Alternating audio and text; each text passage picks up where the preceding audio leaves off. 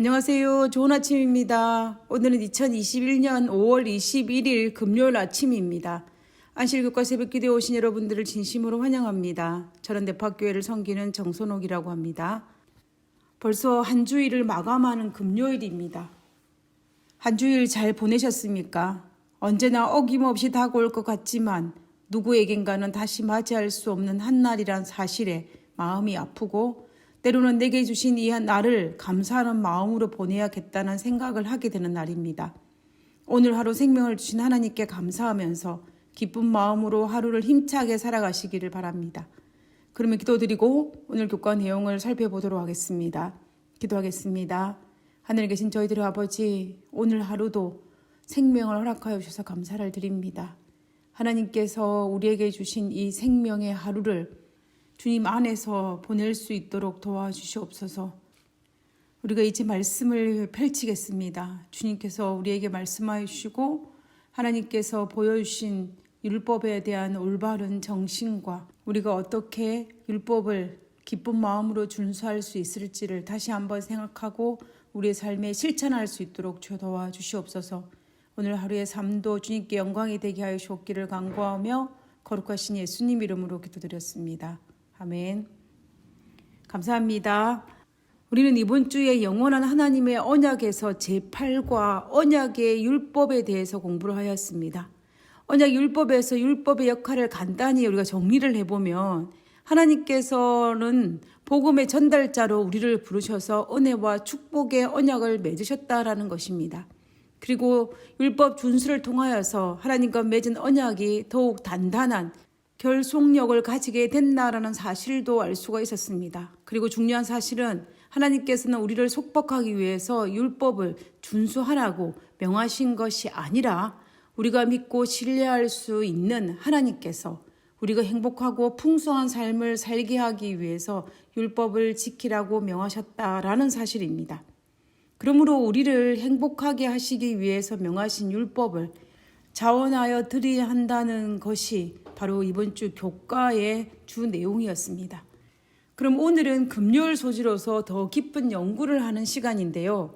사실 이번 주 금요일 교과에서 다루고 있는 주안점은 우리가 목요일 소지에서 다룬 부분의 연장선으로 볼 수가 있습니다.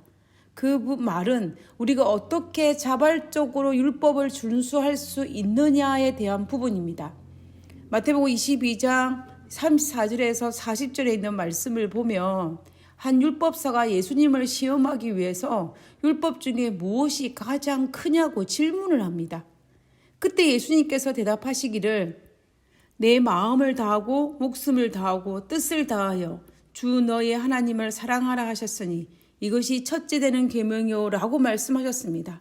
그리고 둘째도 그와 같으니 내 이웃을 내 몸과 같이 사랑하라라고 말씀하셨습니다.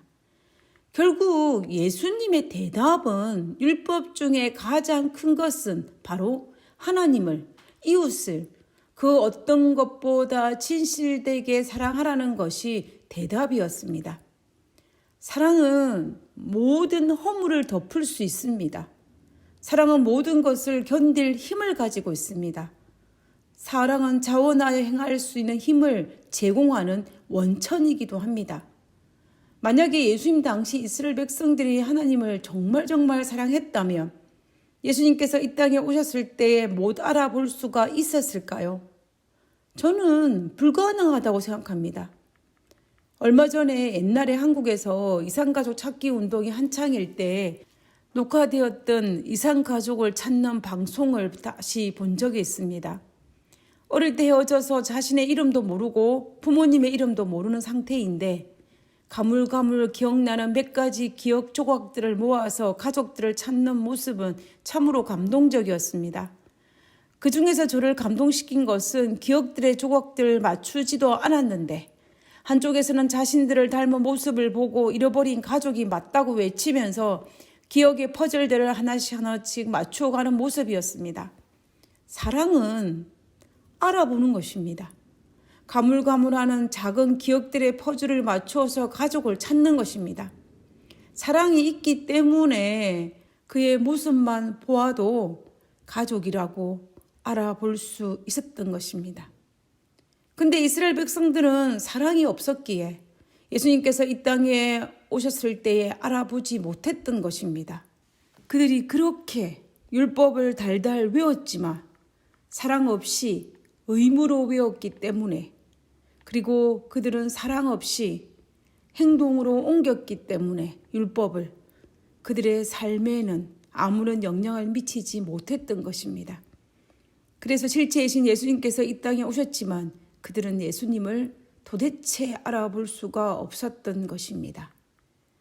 예수님은 이스라엘 백성들에게 기억의 퍼즐들을 맞추게 하기 위해서 구약에 약속된 메시아의 말씀들을 끌어내어 그들에게 낱낱이 알려주면서 내가 너희들에게 약속한 메시아라는 것을 알려주기를 원하셨습니다.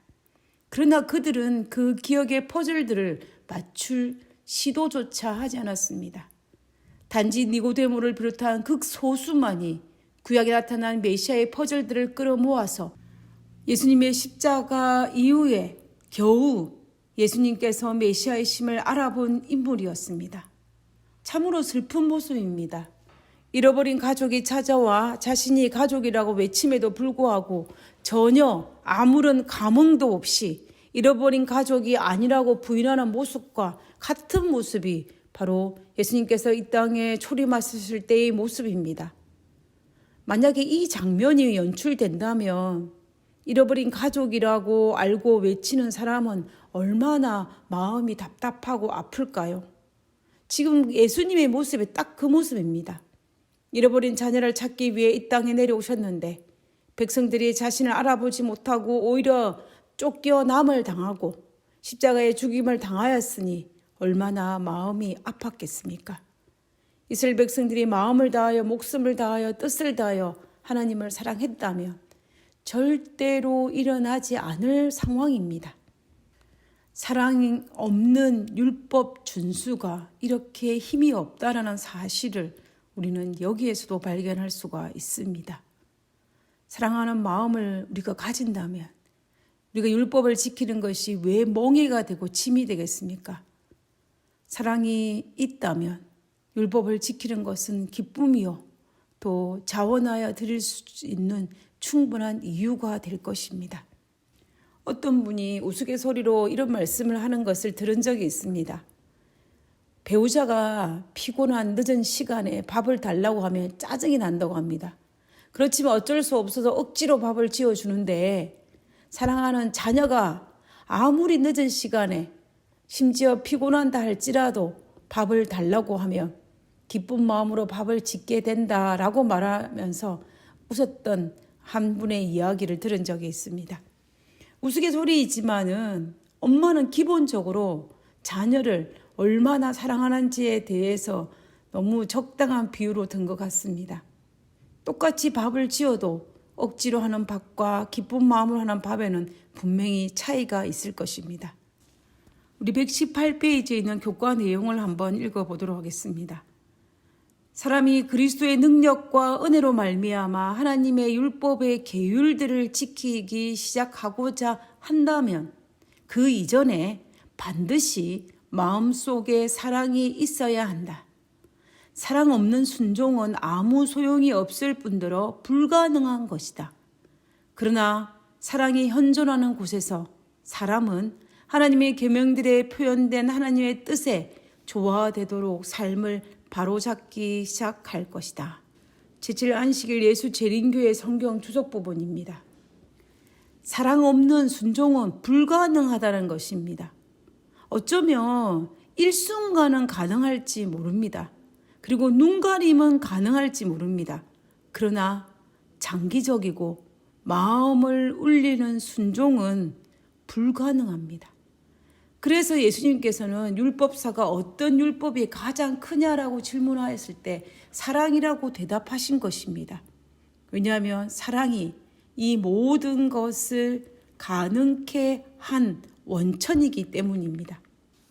사랑의 사도라는 별명을 가진 예수님의 제자 요한은 그 누구보다도 예수님을 사랑하는 제자였고 사랑이 얼마나 놀라운 파워를 가지는지를 직접 경험한 사람이기도 합니다. 그가 요한일서 4장 18절에 사랑 안에 두려움이 없고 온전한 사랑이 두려움을 내어 쫓나니 두려움에는 형벌이 있음이라. 두려워하는 자는 사랑 안에서 온전히 이루지 못하였느니라 라고 이야기했습니다. 사랑은 두려움을 내어 쫓는다고 말하며 사랑 안에서 온전히 이루어진다라고 요한은 말하고 있는 것입니다. 결국 사랑이라는 것이 모든 것을 가능케 한다는 것입니다. 예수님께서 육신의 모습으로 이 땅에 초림하셨을 때 사랑으로 율법을 존중하셨고 율법을 지키는 모습을 우리에게 보여주셨습니다. 118페이지에 있는 사도행적을 발췌한 부분을 한번 읽어보도록 하겠습니다. 하나님께서는 당신의 거룩한 율법의 교훈 가운데 생애의 완전한 법칙을 주셨고 1.1획도 변하지 않는 이 율법은 세상 끝날까지 인간에게 순종을 요구할 것이라고 선언하였다. 그리스도께서는 이 율법을 크게 하시고 존귀케 하시려고 오셨다. 그리스도께서는 이 율법은 하나님에 대한 사랑과 인간에 대한 사랑이란 넓은 토대 위에 기초되어 있고 그것에 대한 순종은 인간의 모든 의무를 포괄한다는 사실을 보이셨다. 그리스도께서는 자신의 생애로 하나님의 율법에 순종하는 모본을 우리에게 보이셨다라고 기록하고 있습니다. 예수님께서 사랑으로 율법을 지키는 모습을 우리에게 실제적으로 보여주셨고 또 사랑으로 우리를 구원할 수 있는 율법을 완성하셨습니다. 그러므로 오늘을 살아가는 우리들이 하나님께서 베풀어 주신 사랑에 감사하여서 사랑하는 마음을 가지고 율법을 순종함으로 하나님의 언약 관계 안에서 우리에게 축복으로 주어진 풍성한 삶을 누려야 할 것입니다. 우리 모두 주님 안에서 풍성한 그리스도의 삶을 누리게 되시기를 간절히 바라면서 이번 주 교과 모든 내용을 마치도록 하겠습니다. 기도하고 마치도록 하겠습니다. 하늘에 계신 저희들의 아버지, 우리에게 율법을 허락하여 주심을 인하여 감사합니다. 하나님께서 우리에게 율법을 주셨고 또 그 율법을 통하여서 우리를 구원을 이루심을 인하여 감사를 드립니다. 예수님께서 이 땅에 오심으로 말미암아 우리를 향한 그 사랑으로 모든 것을 견디신 것처럼 우리 또한 하나님의 그 크신 사랑 때문에 하나님에 대한 사랑으로 우리에게 주어진 그리스도의 삶을 충실히 살아갈 수 있는 저희들 되게 도와주시옵소서. 오늘 하루도 하나님의 자녀로서 복된 삶을 누릴 수 있도록 도와주옵기를 간구하오며 거룩하신 예수님 이름으로 기도드렸습니다. 아멘. 감사합니다. 좋은 하루 되시고요. 행복한 안식일 맞이하시기 바랍니다. 감사합니다.